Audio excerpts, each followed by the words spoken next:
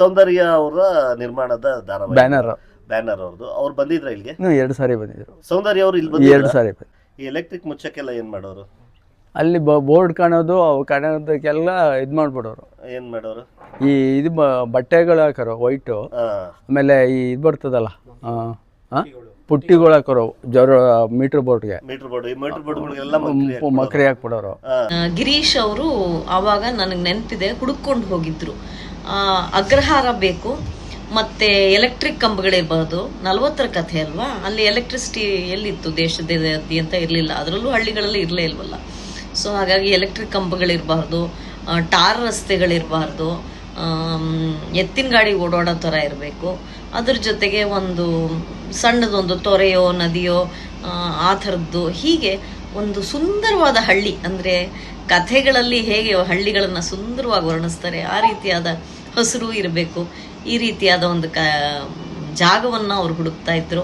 ಆ ಕಥೆ ಮೂಲತಃ ಅವರು ಹಾಸನ ಜಿಲ್ಲೆಯನ್ನು ಉಲ್ಲೇಖಿಸ್ತಾರೆ ಭೈರಪ್ಪನವರು. ಈ ಜಾವಗಲ್ಲ ಆ ಭಾಗವನ್ನು ಉಲ್ಲೇಖಿಸ್ತಾರೆ ಭೈರಪ್ಪನವರು ಆ ಕಥೆಯಲ್ಲಿ. ಗಿರೀಶ್ ಅಲ್ಲೆಲ್ಲ ಹುಡುಕಿದ ಮೇಲೆ ಯಾರೋ ಹೇಳಿದ್ರಂತ ಅವ್ರಿಗೆ, ದೊಡ್ಡಮಳೂರಲ್ಲಿ ಅಗ್ರಹಾರದ ರಸ್ತೆ ಅಂದರೆ ಅಪ್ರಮೇಯ ಸ್ವಾಮಿ ದೇವಸ್ಥಾನದ ಎದುರುಗಡೆ ರಸ್ತೆ, ಅದನ್ನು ನೀವು ಬೇಕಾದರೆ ನೋಡಿ, ನಿಮ್ಗೆ ಅನುಕೂಲ ಆಗಬಹುದು. ಅದರಲ್ಲಿ ಹಾಗೇ ಉಳಿಸ್ಕೊಂಡಿದ್ದಾರೆ ಆ ಬೀದಿಯನ್ನು. ಎರಡೂ ಕಡೆ ಜಗಲಿಯ ಮನೆಗಳಿವೆ, ಆ ಬೀದಿಯನ್ನು ಹಾಗೆ ಉಳಿಸ್ಕೊಂಡಿದ್ದಾರೆ ಚನ್ನಪಟ್ಟಣದಲ್ಲಿ ಅಂತ ಯಾರೋ ಹೇಳಿದಾಗ ಗಿರೀಶ್ ಅವರು ಅದನ್ನು ಹೋಗಿ ನೋಡಿ ಅಲ್ಲೇ ಮಾಡಬೇಕು ಅಂತ ತೀರ್ಮಾನ ಮಾಡಿ, ಅದರ ಸುತ್ತಮುತ್ತಲೇ ಅನೇಕ ಕಡೆ ನಾವು ಚಿತ್ರೀಕರಣವನ್ನು ಮಾಡಿದ್ವಿ. ಸುಮಾರು 2 ವರ್ಷಗಳ ಕಾಲ ಪ್ರತಿ ತಿಂಗಳು ಅಲ್ಲಿ ಹೋಗಿರ್ತಾ ಇದ್ವಿ. ಬಹಳ ಅದ್ಭುತವಾದ ಒಂದು ಅಭೂತಪೂರ್ವ ಅನುಭವವಾಗಿತ್ತು. ಮತ್ತು ಅದು ಇನ್ನು ಭವಿಷ್ಯದಲ್ಲಿ ನಮಗಂತಹ ಅನುಭವ ಇನ್ನೊಂದು ಸರ್ತಿ ಸಿಗಲಾರದು ಅಂತ ಅಂದ್ಕೋತೀನಿ. ಸ್ನೇಹಿತರೆ ನಮಸ್ಕಾರ. ಮತ್ತೆ ಇವತ್ತು ನಾನು ದೊಡ್ಡಮಳೂರಿಗೆ ಹೋಗ್ತಿದ್ದೀನಿ. ಚನ್ನಪಟ್ಟಣದಿಂದ 3 ಕಿಲೋಮೀಟರ್ ಅಷ್ಟೇ. ಈಗ ಮಾಳವಿಕಾ ಮ್ಯಾಮ್ ಹೇಳಿದಾಗೆ ಒಂದು ಅದ್ಭುತವಾದ ಧಾರಾವಾಹಿ 1940-50ರ ಕಾಲಘಟ್ಟದಲ್ಲಿ ಇದಾದಂತಹ, ಅಂದರೆ ಘಟನೆ ಆದಂತಹ, ಅಂದರೆ ನೈಜ ಘಟನೆ ಅಲ್ಲ, SL ಭೈರಪ್ಪ ಅವರ ಕಾದಂಬರಿಯಲ್ಲಿ ಕಂಡಂತಹ ಆ ಕಾಲಘಟ್ಟಕ್ಕೆ ನಮ್ಮ ಗಿರೀಶ್ ಕಾಸರವಳ್ಳಿ ಸರು ಹುಡ್ಕೊಂಡೋದಾಗ ಸಿಕ್ಕಿದ್ದು ಅಪ್ರಮೇಯ ದೇವಸ್ಥಾನ, ಅದೇ ಚನ್ನಪಟ್ಟಣ. ಸೊ ಅಲ್ಲಿಗೆ ನಾನೀಗ ಹೋಗ್ತಾ ಇದ್ದೀನಿ. ಈಗಾಗಲೇ ನಾನು ಒಂದು ಎಪಿಸೋಡ್ನ ಅಪ್ಲೋಡ್ ಮಾಡಿದ್ದೀನಿ. ಗಂಗಮ್ಮ ಅವ್ರ ಮನೆ ಇರುತ್ತೆ ಗೃಹಭಂಗದಲ್ಲಿ. ಅತ್ತೆ ಸೊಸೆ ಕಥೆ ಅಂದಮೇಲೆ ಅತ್ತೆಯ ಮನೆ ಇರುತ್ತಲ್ಲ ಗಂಗಮ್ಮ, ಆ ಗಂಗಮ್ಮ ಮನೆಗೆ ನಾನಿವತ್ತು ಹೋಗ್ತಾ ಇದ್ದೀನಿ. ಈಗಾಗಲೇ ಒಂದು ಎಪಿಸೋಡ್ ಅಪ್ಲೋಡ್ ಮಾಡಿದ್ದೀನಿ. ಇದು 2ನೇ ಎಪಿಸೋಡ್ ಸ್ಟಾರ್ಟ್ ಮಾಡ್ತಾ ಇದ್ದೀನಿ. ಇವ್ರ ಹೆಸರು ಶಿವಣ್ಣ ಅಂತ. ಈ ಶಿವಣ್ಣ ಅವರ ಮನೆಯನ್ನೇ ಆ ಧಾರಾವಾಹಿಯಲ್ಲಿ ಬಳಸ್ಕೊಂಡಿರೋದು. ಸೊ ಮತ್ತೊಮ್ಮೆ ಇವರ ಜೊತೆ ಮಾತುಕತೆಯನ್ನ ಮುಂದುವರಿಸ್ತಾ, ಈ ಎಲೆಕ್ಟ್ರಿಕ್ ಎಲ್ಲ ಆಗಿರೋದು ಅದರಲ್ಲಿ ಅದು ಒಂಥರ ತುಂಬಾ ಹಳೆ ಇದು ಅಂತ. ಈ ಎಲೆಕ್ಟ್ರಿಕ್ ಮುಚ್ಚಕ್ಕೆಲ್ಲ ಏನ್ ಮಾಡೋರು? ಅಲ್ಲಿ ಬೋರ್ಡ್ ಕಾಣೋದು ಅವು ಕಾಣೋದಕ್ಕೆಲ್ಲ ಇದು ಮಾಡ್ಬಿಡೋರು. ಏನ್ ಮಾಡೋರು? ಈ ಇದು ಬಟ್ಟೆಗಳು ಹಾಕೋರು ವೈಟು, ಆಮೇಲೆ ಈ ಇದು ಬರ್ತದಲ್ಲ ಪುಟ್ಟಿಗಳು ಹಾಕೋರು ಮೀಟರ್ ಬೋರ್ಡ್ಗೆ ಮಕ್ರಿ ಹಾಕ್ಬಿಡೋರು. ಆಮೇಲೆ ಇದು ಬರ್ತದಲ್ಲ ಥರ್ಮಾಕೋಲು, ಅದು ಹಾಕೋರು. ಆಮೇಲೆ ಲೈಟ್ ಕಂಬಕ್ಕೆಲ್ಲ ಗರಿಗಳು, ಲೈಟ್ ಕಂಬ, ರಸ್ತೆಗಳಲ್ಲಿ ಏನಾದ್ರು ಲೈಟ್ ಕಂಬ ಇತ್ತು ಅಂದ್ರೆ ಎಲ್ಲ ಗರಿ, ಕ್ಯಾಮ್ರಾ ಎಷ್ಟು ಕಾಣಿಸ್ಬೇಕು ಆ ಕಂಬಗಳಿಗೆಲ್ಲ ಗರಿ ನಿಲ್ಲಿಸ್ಬಿಡೋರು. ಒಳಗಡೆ ಇವಾಗ ಬಲ್ಬ್ಗಳು ಬರ್ತಾ ಇತ್ತಲ್ಲ, ಅದಕ್ಕೆಲ್ಲನೂ ಇದು ಮಾಡ್ಬಿಡೋರು. ಏನ್ ಮಾಡ್ತಾ ಇದ್ರು ಅವಾಗ? ಅದೇ ಪುಟ್ಟಿಗಳು, ಬಟ್ಟೆ ನೇತಾಕೊಂಡಂಗೆ. ಹೌದು ಸ್ನೇಹಿತರೆ, ಮೊದಲೇ ಹೇಳ್ದಂಗೆ ಗೃಹಭಂಗ 1940-45, ಅಂದರೆ ಆ ಟೈಮಲ್ಲಿ ಕರೆಂಟ್ ಇರಲಿಲ್ಲ, ಇದ್ಯಾವುದೂ ಇರಲಿಲ್ಲ, ಬಲ್ಬ್ಗಳಿರಲಿಲ್ಲ. ಸೊ ಅದನ್ನು ಮರೆಮಾಚೋದಕ್ಕೆ 2000ದಲ್ಲಿ ನಡೆದಂತಹ ಶೂಟಿಂಗ್ನಲ್ಲಿ ಮರೆಮಾಚೋದಕ್ಕೆ ಎಲ್ಲೆಲ್ಲಿ ಬಲ್ಬು, ಎಲೆಕ್ಟ್ರಿಕ್ಕು, ಆಧುನಿಕತೆ ಕಾಣ್ತಿತ್ತು ಅಲ್ಲೆಲ್ಲ ಮಂಕ್ರಿ, ಬಟ್ಟೆ ಏನೇನು ಸಾಧ್ಯನೋ ಅದೆಲ್ಲ ಹಾಕಿ ಮುಚ್ಚಿ ಬಿಡ್ತಿದ್ರು. ಅದೆಲ್ಲ ಇಲ್ಲಿ ತೋರಿಸ್ತಾ ಇದ್ದೀನಿ ನೋಡಿ. ನೀವು ಆ ಧಾರಾವಾಹಿಯನ್ನು ಕ್ಲೀನಾಗಿ ಗಮನಿಸಿ ನೋಡಿದ್ರೆ ಅದೆಲ್ಲ ನಿಮಗೆ ಸಿಗುತ್ತೆ. ದೇವರ ಫೋಟೋವನ್ನು ಸಹ ಅವರು ಉಪಯೋಗಿಸ್ಕೊಂಡು ಅದನ್ನೆಲ್ಲ ಮರೆಮಾಚ್ತಾ ಇದ್ರು. ಒಂದು ಎಷ್ಟು ಕಲ್ಪನೆ ಇತ್ತು ನೋಡಿ, ಹೇಗೆಲ್ಲ ಹುಡುಕ್ತಾ ಇದ್ರು, ಮತ್ತು ಆ ಸ್ಪಾಟ್ ಮೇಕಿಂಗ್ ಹೇಗಿತ್ತು ನೋಡಿ. ಇದೆಲ್ಲ ನೋಡಿ, ಈ ಗರಿಗಳು, ಈ ಎಲೆಕ್ಟ್ರಿಕ್ ಕಂಬ, ಇದೆಲ್ಲ ಎಲೆಕ್ಟ್ರಿಕ್ ಕಂಬ ಇತ್ತು. ಆ ಮಂಕ್ರಿ ಹತ್ರ ಎಲ್ಲ ಕಂಬ ಇದೆಲ್ಲ ಇತ್ತು ನೋಡಿ. ಇದೆಲ್ಲ ನಡೆಯೋದು ಈ ಕಾಲಘಟ್ಟದಲ್ಲಿ. ಅವಾಗ ನೋಡ್ದೋ ಈ ಬೀಡಿಂಗ್ ಹತ್ರ ಎಲ್ಲ ಈ ಬಣ್ಣಗಳನ್ನ ಬಳದಿರ್ತಾರೆ, ಅದು ಅವರೇ ಬರ್ಸಿದ್ರು? ಇಲ್ಲ ಅವರೇ ಬರ್ಸಿದ್ರು. ಲ್ಯಾಂಪ್ ಇದು ಇಡೋದೆಲ್ಲ ಇರ್ತಾ ಇತ್ತಲ್ಲ, ಅದೆಲ್ಲ ಅವರೇ ಮಾಡಿದ್ರು. ಓಕೆ ಇದೆಲ್ಲ ಫುಲ್ ಇಲ್ಲೆಲ್ಲ ಶೂಟಿಂಗ್ ನಡೆಯುತ್ತೆ. ಹೌದು. ನೀವು ಆಮೇಲೆ ಇದು ಇನ್ನೊಂದೇನಂದ್ರೆ ಈ ಡೋರ್ಗಳು ಪೇಂಟಿಂಗ್ ಎಲ್ಲ ಇತ್ತು ಅವಾಗ ನಾನು ನೋಡ್ದೆ ಎಪಿಸೋಡ್ ಅಲ್ಲಿ. ನೀವು ಯಾವಾಗ ಅದು ಪೇಂಟಿಂಗ್ ಎಲ್ಲ ತೆಗ್ಸ್ಬಿಟ್ಟಿದ್ದು? ಪೇಂಟಿಂಗು ಅವರೇ ಮಾಡಿದ್ರು, ಅವ್ರಿಗೆ ಬೇಕಾದಂಗೆ ಡೋರ್ಗೂ ಪೇಂಟಿಂಗ್ ಅವರೇ ಬರ್ಸಿದ್ರು. ಬರ್ಸ್ಕೊಂಡಿದ್ರು. Okay okay okay. ಆಮೇಲೆ ಇದು ಸೌಂದರ್ಯ ಅವರ ನಿರ್ಮಾಣದ ಧಾರಾವಾಹಿ ಬ್ಯಾನರ್ ಅವ್ರದ್ದು. ಅವ್ರು ಬಂದಿದ್ರ ಇಲ್ಲಿಗೆ? 2 ಸಾರಿ ಬಂದಿದ್ರು. ಸೌಂದರ್ಯ ಅವ್ರು ಇಲ್ಲಿ ಬಂದಿದ್ರು 2 ಸಾರಿ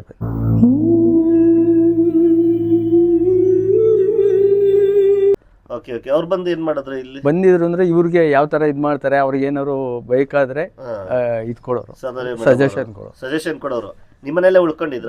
ಇಲ್ಲ ಇಲ್ಲ, ಬಂದು ಅವರು ಬಿಸಿ ಅಲ್ವಾ, ಅವ್ರಿಗೆ ಒಂದ್ 10-15 ನಿಮಿಷ ಇಲ್ಲ ಒಂದ್ ಪ್ರಶಸ್ತಿ ಇಲ್ಲಿಗೆ ಕೊಡ್ತಾ ಇಲ್ಲಿ ಬಂದಿದ್ದಕ್ಕೆ ಇಲ್ಲಿ ಬಂದಿದ್ರು. ಅವಾಗ ಬಂದು ಒಂದ್ 10-15 ನಿಮಿಷ ಇದ್ದು ಹೋಗ್ಬಿಡೋರು. ಬೇರೆ ಇನ್ಯಾರಾದ್ರೂ ಬಂದಿದಾರ? ಸೀತಾರಾಮ್ ಸರ್ ಅವರು ಬರೋರು? ಅವ್ರ ಜೊತೆಲೇ ಇರೋರು. ಅವ್ರ ಜೊತೆಲೇ ಇರೋರು. ಯಾಕೆಂದ್ರೆ ರೈಟಿಂಗು ಅವ್ರದೇ ಸಂಭಾಷಣೆ, ಅವರ ಸಂಭಾಷಣೆ ಏನ್ ಬೇಕೋ ಆಲ್ಟ್ರೇಷನ್ ಮಾಡ್ಕೋತಾ ಇರೋರಲ್ಲ, ಅಲ್ಲೇ ಸ್ಪಾಟ್ನಲ್ಲೇ ಇದ್ ಮಾಡೋರು. ಅವಾಗ ಒಂದ್ ಸ್ವಲ್ಪ ಚೇಂಜಸ್ ಇದ್ರೆ ಚೇಂಜಸ್ ಮಾಡ್ಕೊಂಡು ಡೈರೆಕ್ಟ್ರು ಅವರಿಬ್ರು ಇದ್ ಮಾಡ್ಕೊಂಡು ಮಾತಾಡ್ಕೊಂಡು ಅದನ್ನ ಚೇಂಜಸ್ ಮಾಡ್ಕೊಳ್ಳೋದು. Okay okay. ಇವಾಗ ಆ ಟೈಮಲ್ಲೆಲ್ಲ ಇವಾಗ ನೀವು ಇಲ್ಲೇ ಮನೇಲೆ ವಾಸ ಮಾಡ್ತಿದ್ರಿ. ಅವಾಗ ಅಡಿಗೆ ಅಂದ್ರೆ ಫುಲ್ ಎಲ್ಲ ಇದ್ ಮಾಡ್ಬಿಡೋರು, ನಾವು ಹಿಂದ್ಗಡೆ ಇದ್ ಮಾಡುವ ಊಟ ಮನೆ ಕಡೆ ಹಿಂದ್ಗಡೆ ಅಂದ್ರೆ ಅವ್ರಿಗೆ ಒಟ್ಟಿನಲ್ಲಿ ಶೂಟಿಂಗ್ ತೊಂದರೆ ಆಗ್ಬಾರ್ದು, ಸೌಂಡ್ ಬರಬಾರ್ದು, ಬೇರೆ ಯಾವ್ದು. ಊಟ ಎಲ್ಲ ಅವಾಗ ನೀವೇ ಮಾಡ್ಕೊಡ್ತಾ ಇದ್ರ ಅವ್ರಿಗೆ? ಇಲ್ಲ ಇಲ್ಲ ಇಲ್ಲ, ಅವರೇ ತರಿಸ್ಬಿಡೋರು. ಇಲ್ಲಿ ಯಾವ್ದು ಹೋಟ್ಲ್ ಇದೆ ಆ ತರದ? ಇಲ್ಲಿ ಟೌನ್ ಹತ್ರ ಅಲ್ಲ, ಟೌನ್ ಇಂದಾನೆ ಎಲ್ಲ ಊಟ ಅವ್ರಿಗೆ ಎಲ್ಲಾರ್ಗು. ಮಾಳ್ವಿಕಾ ಮೇಡಮ್ ಅವರು ಮಾತಾಡ್ಸಿದೀರಾ ನೀವು? ಅವ್ರನ್ನ ಎಲ್ಲಾರ್ಗು ಮಾತಾಡ್ಸಿದ್ರೆ ಎಲ್ಲ ಇದ್ ಮಾಡಿದ್ರ? ಏನ್ ನೆನ್ಪಿಗೆ ಫೋಟೋ? ಅವಾಗ ಫೋಟೋ ಇತ್ತಾ? ಫೋಟೋಗಳು ಮಾಡೋರು ನಮ್ಗಂತ ಇದಿರ್ಲಿಲ್ಲ. ಮೊಬೈಲು ಈ ಫೋನ್ಗಳು ಯಾವ್ದು ಎಲ್ಲ ಲ್ಯಾಂಡ್ ಲೈನ್ ತಾನೆ, ಲ್ಯಾಂಡ್ ತರ ಅಲ್ವಾ? Okay okay. ಇಲ್ಲ ಕೀಪ್ಯಾಡು ಇರ್ಲಿಲ್ಲ, ಲ್ಯಾಂಡ್ ಲೈನ್ ಇತ್ತು. 2000 ಅವಾಗೆಲ್ಲ ಕೀಪ್ಯಾಡ್ಗಳು ಇರ್ಲಿಲ್ಲ, ಮನೆಗಳೆಲ್ಲ ಹಾಕ್ಸ್ಕೊಳ್ಳೋರು. Okay okay okay. ಇದೆಲ್ಲ ಇವಾಗ ಏನಿದೆ ಈ ಹೊರಭಾಗದಲ್ಲಿ ಮತ್ತೆ ಒಳಗೆ ಇದನ್ನ ಮಾತ್ರ ನೀವು ಹಂಗೆ ಉಳಿಸ್ಕೊಂಡಿರೋದು. ಇತ್ಲ ಕಡೆ ಅದೆಲ್ಲ ಚೇಂಜಸ್ ಅದು ತುಂಬಾ ಇವ್ರ ಕಡೆ ತುಂಬಾ ಇದಾಗ್ಬಿಟ್ಟಿತ್ತು, ಇದೆಲ್ಲ ಕ್ರ್ಯಾಕ್ ಬಿಟ್ಬಿಟ್ಟು ಬಿದ್ದೋಗಿ ಇದಾಗುವಂತ ಸಿಚುವೇಶನ್ ಬಂದಿತ್ತಲ್ಲ, ಅವಾಗ ಇದು ಮಾಡಿಸ್. Okay okay. ಸೊ ಇದೆಲ್ಲ 1.5 ವರ್ಷ 15 ದಿನ ಗ್ಯಾಪ್, 15 ದಿನ ಬಿಟ್ಟು ಈ ಮನೇಲಿ ಫುಲ್ ಫಿಕ್ಸ್. ಬರೋರ ಊರವರೆಲ್ಲ ನೋಡಕ್ಕೆ ಜನ? ಅಲ್ಲಿ ಇಲ್ಲಿ ಈಗ ತೋರ್ಸುದ್ರಲ್ಲ ಸಾಲ ಕೊಡೋದು ಅದೆಲ್ಲ ಅಲ್ಲ, ನಮ್ಮೂರ್ನವ್ರೆ ಎಲ್ಲ ನಿಮ್ಮೂರು. ಇವಾಗ ಏನ್ ಮೇನ್ ಕ್ಯಾರೆಕ್ಟರ್ ಇರುತ್ತೆ ಅದ್ ಬಿಟ್ರೆ ಎಲ್ಲ ನಮ್ಮೂರ್ ಊರವ್ರೇನೆ. ನಿಮ್ ಮಗನು ಚಿಕ್ಕಪ್ಪ ಅವರು, ಆ ಸಣ್ಣ ವಯಸ್ಸಿನ ಹುಡುಗರೆಲ್ಲಾನು ನಮ್ಮ ನೀವು ಊರವ್ರೆ. ನಿಮ್ ಮನೇಲೆ 3 ಜನ ಆಕ್ಟಿಂಗ್ ಮಾಡಿದ್ದಾರೆ. ಹೌದು, ಇಲ್ಲಿ ಕೂತಿದಾರಲ್ಲ ಶಿವಣ್ಣ ಅವರು, ಅವ್ರು ಒಂದು ಸೀನಲ್ಲಿ ಆ್ಯಕ್ಟ್ ಮಾಡಿದ್ದಾರೆ. ಇವ್ರಷ್ಟೇ ಅಲ್ಲ, ಇವ್ರ ಮನೇಲಿ ಇನ್ನೂ ಒಂದಿಬ್ರು ಆ್ಯಕ್ಟ್ ಮಾಡಿದ್ದಾರೆ. ಇವ್ರು ಏನು ಪಾರ್ಟ್ ಮಾಡಿರ್ತಾರೆ ಗೊತ್ತಾ? ಪೋಸ್ಟ್ ಮ್ಯಾನ್ ಪಾರ್ಟ್ ಮಾಡಿರ್ತಾರೆ. ತೋರಿಸ್ತೀನಿ ನೋಡಿ. ಮಾಳ್ವಿಕಾ ಅವ್ರಿಗೆ ಒಂದು ಕಾಗದ ಬಂದಿರುತ್ತೆ ಅವ್ರ ತವರು ಮನೆಯಿಂದ, ತಂದ್ಕೊಡೋದು ಇವರೇನೆ. ನಿಮ್ಗೊಂದು ಕಾಗದ ಇದೆ. ನಂಗ ಎಲ್ಲಿಂದ ಬಂದು ಕಾಗದ ಕೆಂಪಣ್ಣ?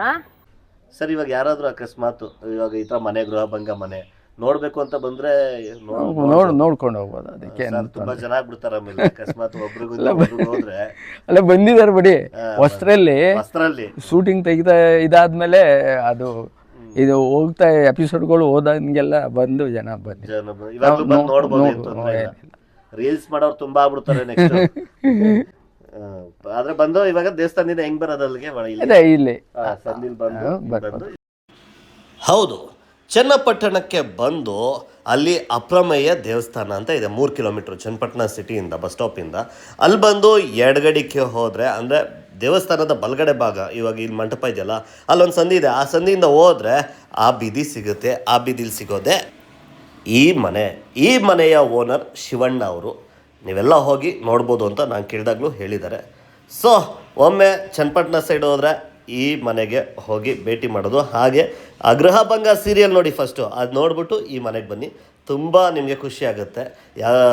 ಒಂದಷ್ಟು ಸಿನಿಮಾ ಶೂಟಿಂಗ್ ಸ್ಪಾಟ್ಗಿಂತ ಇದು ಸೂಪರಾಗಿದೆ ಅಂತ ಅನಿಸುತ್ತೆ ನಿಮಗೆ. ಈ ಬೀದಿಲಿ ಬಲಗಡೆನೆ ಈ ಮನೆ ಇರೋದು. ಇದಷ್ಟೇ ಅಲ್ಲ ಸ್ನೇಹಿತರೆ, ಈ ಮನೆಯ ದೇವ್ರ ಫೋಟೋಗಳನ್ನ ಡೈರೆಕ್ಟರ್ ಗಿರೀಶ್ ಕಾಸರವಳ್ಳಿ ಅವರು ಕೇಳಿದ್ರಂತೆ. ಅದ್ರ ಬಗ್ಗೆ ಈ ಮನೆ ಯಜಮಾಂತಿ ಹೇಳ್ತಾರೆ, ಬನ್ನಿ ಕೇಳೋಣ. ಫೋಟೋಗಳಂತೂ ಅವ್ರು ಗಿರೀಶ್ ಕಾಸರವಳ್ಳಿ ಅವ್ರು ಎಷ್ಟೊಂದು ಕೇಳಿದ್ರು ಫೋಟೋ ಕೊಡಿ ಅಂತ. ಹೌದಾ? ಗಿರೀಶ್ ಕಾಸರವಳ್ಳಿ ಅವ್ರು ಕೇಳಿದ್ರು ಆ ಫೋಟೋನ, ನೀವು ಕೊಡ್ಲಿಲ್ಲ? ಕೊಡ್ಲಿಲ್ಲ. ತುಂಬ ಚೆನ್ನಾಗಿದೆ. ಇಲ್ಲ ತುಂಬ ಚೆನ್ನಾಗಿದೆ ಇದು. ಕೇಳಿದ್ರು ಏನಂತ ಕೇಳಿದ್ರು? ಫೋಟೋಗಳು ಕೊಡಿ ನಮ್ಗೆ ಹಾಂ ಅಂತ. ಓಕೆ. ಅದೆಲ್ಲ ಆಗಿನ ಕಾಲದ್ದೆಲ್ಲ ಹಾಂ ಅಂತ ಕೊಟ್ಟಿಲ್ಲ. ಇದು ತುಂಬಾ ಹಳೆ ಫೋಟೋಗಳೆಲ್ಲ ಇದು. ಒಂದೊಂದ್ಸತಿ ಇಲ್ಬಂದ್ ಮನ್ಕೊಂಬಿಡೋರಲ್ಲ, ಹಾಂ ಹಾಗೆಲ್ಲ ಮಡಿಕೆಗಳು ಇಟ್ಟಿದ್ವಿ ಇಲ್ಲಿ. ಹಾಂ ಮಡಿಕೆ ಗುಡಾಣಗಳು ಹಾಂ ಗುಡಾಣಗಳು ಅದೆಲ್ಲ ಇಟ್ಟಿದ್ವಿ ಆಗ. ಇಲ್ಲೂ ಶೂಟ್ ಆಗಿದೆ. ಓ ಇವಾಗ ಪ್ಲಾಸ್ಟಿಕ್ ಬಂದ್ಬಿಟ್ಟಿದೆ. ಅವಾಗೆಲ್ಲ ಮಣ್ಣಿಂದಿತ್ತು, ಇವಾಗ ಪ್ಲಾಸ್ಟಿಕ್ ಆಗ್ಬಿಟ್ಟಿದೆ. ಏನು ಮಾಡಕ್ಕಾಗಲ್ಲ. ಅವೆಲ್ಲ ಏನಾಯ್ತು ಗುಡಾಣಿಗಳೆಲ್ಲ? ಎಲ್ಲ ಆಚೆಗೆ ಹಾಕಿದ್ವಿ, ಮೇಲೊಂದ್ 4-5 ಇಟ್ಟಿವಿ ಇಲ್ಲಿ ಅಂತ. ಓಕೆ, ಇದು ದೇವ್ರ ಮನೆ. ಇದು ನಮ್ದು ದೇವ್ರ ಮನೆ. ಒಂದ್ ದಿವಸನ ಇಲ್ಲಿ ಮನ್ಕೊಂಡಿದ್ರು, ಒಂದಿನ ಇಲ್ಲಿ ಮಲಗಿದ್ರ. ಮನ್ಗಿದ್ರು. ತುಂಬಾ ಅದ್ಭುತವಾಗಿದೆ. ನಮ್ಮ ಕಡೆ ಎಲ್ಲ ಈ ಥರ ಇಲ್ವಲ್ಲ ಬೆಂಗಳೂರಲ್ಲಿ. ಹುಡ್ಕೂರು ಎಷ್ಟು ತಣ್ಣಗಿದೆ ನೋಡಿ ಒಳಗಡೆ.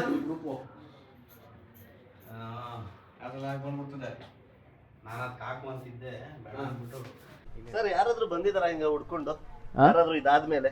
ಅದಾದ್ಮೇಲೆ ಒಂದು ಅರಸಿ ಅಂತ ಒಂದು 15 ದಿವಸ ಮಾಡಿದ್ರು. ಅರಸಿ ಸೆಕೆಂಡ್ ಪಾರ್ಟ್. ಅರಸಿ ಅಂತ ಇತ್ತೀಚೆಗೆ ಯಾವ್ದೋ ಒಂದು ಬಂತಲ್ಲ ಮಕ್ಕಳದು. ಅದಿಲ್ಲ, ಅರಸಿ ಅಂತ ಬಂದರು, ಒಂದು 15 ದಿವಸ ಮಾಡಿದ್ರು, ತಿರ್ಗಾ ಆಮೇಲೆ ಹೊರಟೋದ್ರು ಅವರು. ಆಮೇಲೆ ಅದಾದ್ಮೇಲೆ ಇದಕ್ಕೆ ಕೇಳಿದ್ರು, ತೆನಾಲಿ ರಾಮ ಬಂತಲ್ಲ, ಅದು ನಮ್ಮೂರ್ನಲ್ಲೇ ಆ ಕಡೆ ಅದು ಆಯಿತು. ಇದು ನಮ್ಮನ್ನೇ ಕೇಳಿದ್ರು. ಅವಾಗ ನಮ್ಮ ಅಣ್ಣ ಅವ್ರು ತೀರೋಗಿದ್ರು, ನಮ್ಮ ಕಾರ್ಯಕ್ರಮಕ್ಕೆ ತೊಂದರೆ ಆಗುತ್ತೆ ಅಂತ ಹೇಳ್ಬಿಟ್ಟು. ಆಮೇಲೆ ಇದು ಇನ್ನೊಂದು ಅದಾದ್ಮೇಲೆ ಯಾರಾದ್ರೂ ಬಂದಿದಾರ ಇಲ್ಲೇನಾ ಮನೆ ಆಗಿರೋದು ಶೂಟಿಂಗ್? ನೋಡೋಕ್ ಬಂದಿದ್ರು. ನೋಡಕ್ ಬರ್ತಾರ ಜನ? ಸುಮಾರು ವರ್ಷ ದೇವಸ್ಥಾನಕ್ಕೆ ಬಂದವರೆಲ್ಲ ನೋಡ್ಕೊಂಡು ಹೋಗಿದ್ರು. ಹೌದಾ? ಈಗಲೂ ಬರ್ತಾರೆ? ಈಗಲೂ ಒಬ್ಬೊಬ್ರು ಬರ್ತಾರೆ. ಮೊನ್ನೆ ಒಂದು 3 ಜನ ಬಂದಿದ್ರು. ಯಾರಾದ್ರೂ ವಿಡಿಯೋ ಮಾಡೋರು ಬಂದವರ? ವಿಡಿಯೋ ಮಾಡೋರು ಯಾರು ಅಲ್ಲ. ಆಮೇಲೆ ತಮಿಳಿಯನ್ಸ್ ಒಂದು ಸೀನ್ಗೆ ಬಂದಿದ್ರು. ಅಲ್ಲಿ ಫಿಲಮ್ನವರೇ, ಶಾರ್ಟ್ ಫಿಲಮ್ನವ್ರು ಗೊತ್ತಿಲ್ಲ, ಅವರು ಅಲ್ಲಿ ಒಬ್ರು ಲೇಡೀಸ್ ಮಲಗಿಕೊಂಡಿದ್ರು, ಏಜ್ ಆಗಿದ್ದವರು. ಅಲ್ಲಿ ಕಾಟ ಹಾಕ್ಬಿಟ್ಟು, ಇದೇ ನಮ್ಮ ಕಾಟನ್ನೇ, ಅದ್ರ ಮೇಲೆ ನಿಲ್ಲಿಸಿ ಅಲ್ಲಿಂದ ಅವ್ರನ್ನ ಮಲಗಿಸಿ ಅಲ್ಲಿ ಒಂದು ಸೀಟ್ ತಗೊಂಡಿದ್ರು. ಈ ಹೊರಗಡೆ ಅಂತೂ ಸೇಮ್ ಹಂಗೆ ಇದೆ. ತೆಂಗಿನ ಗರಿ ಕಟ್ತಾ ಇದ್ರು, ತೆಗ್ದ್ಬಿಟ್ಟಿದ್ರು. ರೋಡ್ ಆದ್ಮೇಲೆ ತೆಗ್ದ್ಬಿಟ್ಟಿದ್ರು. ಇಲ್ಲ ಇವಾಗ ಗರಿ ಇತ್ತು, ಇವರು ಬೆಳಕು ಕಡಿಮೆ ಅಂತೇನೋ ಇತ್ತೀಚೆಗೆ 1 ವರ್ಷದಿಂದ. ಇದಿಷ್ಟು ಈ ಮನೆ ಟೂರ್ ವೀಕ್ಷಕರೇ. ಆದರೆ ಇಲ್ಲಿಗೆ ಗೃಹಭಂಗ ಸಿರೀಸ್ ಮುಕ್ತಾಯವಾಗೋದಿಲ್ಲ. ಗಿರೀಶ್ ಕಾಸರವಳ್ಳಿ ಸರು ನಾನೊಂದು ವಿಡಿಯೋ ಕಳಿಸಿದ್ದೆ, ಈ ಥರ ಒಂದು ಮನೆ ಶೂಟ್ ಮಾಡಿದ್ದೀನಿ ಅಂತ. ಅವ್ರಿಗೂ ಖುಷಿ ಆದರೂ. ಸೊ ನಾನು ಅವರ ಇಂಟರ್ವ್ಯೂ ಜೊತೆಗೆ ಮುಂದೆ ಎಪಿಸೋಡ್ಗಳಲ್ಲಿ ಬರ್ತೀನಿ. ಹಾಗೆ ಪ್ರತಿಯೊಂದು ಎಪಿಸೋಡ್ನ ಗೃಹಭಂಗದ ಪ್ರತಿಯೊಂದು ಎಪಿಸೋಡ್ ಸಹ ಎಲ್ಲೆಲ್ಲಿ ಶೂಟ್ ಆಗಿತ್ತು, ಕೇವಲ ಇದಿಷ್ಟೇ ಅಲ್ಲ, ಕಲ್ಯಾಣಿ, ಹಾಗೆ ರಾಜಿ ಪಂಚಾಯತಿ ಆಯ್ತಿದ್ದು, ಹಾಗೆ ಶಿವರಾಮ್ ಸರು ಸನ್ಯಾಸಿ ಪಾಠ ಏನು ಮಾಡಿರ್ತಾರೆ, ಅವರೆಲ್ಲ ಇದ್ದಂತಹ ಇದು ಏನು ದೇವಸ್ಥಾನ, ಇದೆಲ್ಲವನ್ನು ತೋರಿಸೋದಕ್ಕೆ ನಾನು ಬರ್ತೀನಿ ಮುಂದಿನ ಎಪಿಸೋಡ್ಗಳಲ್ಲಿ ಅಂತ ಹೇಳ್ತಾ, ಈ ವಿಡಿಯೋ ನಿಮ್ಗೆ ಇಷ್ಟ ಆಗಿದ್ರೆ ಗೊತ್ತಲ್ಲ, ಸೂಪರ್ ಥ್ಯಾಂಕ್ಸ್ ಕೊಡೋದು ಇದಾಗಿತ್ತು ಈ ವಿಡಿಯೋ. ಆದರೆ ಈ ವಿಡಿಯೋಗಳಿಗೆ ನನಗೆ ಸಪೋರ್ಟ್ ಮಾಡಿದವರು ಇವರೇನೆ. ನನಗೆ DM ಮಾಡಿ ಬನ್ನಿ ಈ ಥರದೊಂದಿದೆ ಅಂದಾಗ ನಾನು ಫಸ್ಟ್ ಗೃಹಬಂಧ ಮಾಡಬೇಕು ಅಂದ್ಬಿಟ್ಟು ಓಡ್ ಬಂದೆ. ಅವಾಗ ಫಸ್ಟ್ ಸೀರೀಸಿಂದ ಇಲ್ಲಿವರೆಗೂ, ಇಲ್ಲಿಂದ ಮುಂದಿನ ಬರೋ ಎಲ್ಲ ಎಪಿಸೋಡ್ಗಳಲ್ಲೂ ನಮ್ಮ ರಾಜು ಸರ್ ನನಗೆ ಗೈಡ್ ಮಾಡ್ತಾರೆ. Sir thank you sir. ಮತ್ತೆ ರಾಜು ಸರ್ ಅವ್ರ ನಂಬರ್ ನಾನು ಡಿಸ್ಪ್ಲೇ ಮಾಡ್ಬೋದಲ್ಲ ಸರ್? ಡಿಸ್ಪ್ಲೇ ಮಾಡ್ಬೋದಲ್ಲ? ಡಿಸ್ಪ್ಲೇ ಮಾಡ್ತೀನಿ. ಇವ್ರನ್ನ ಕಾಂಟ್ಯಾಕ್ಟ್ ಮಾಡಿ, ಇವ್ರು ನಿಮಗೆ ಗೈಡ್ ಮಾಡ್ತಾರೆ, ಏನು ಮಾಡಬೇಕು, ಎಲ್ಲಿಗೆ ಬರಬೇಕು, ಹೇಗೆ ಬರಬೇಕು ಅನ್ನೋದನ್ನ. ಚನ್ನಪಟ್ಟಣಕ್ಕೆ ಬಂದು ಇಳಿದು ಇವ್ರಿಗೆ ಫೋನ್ ಮಾಡಿದ್ರೆ ಸಾಕು.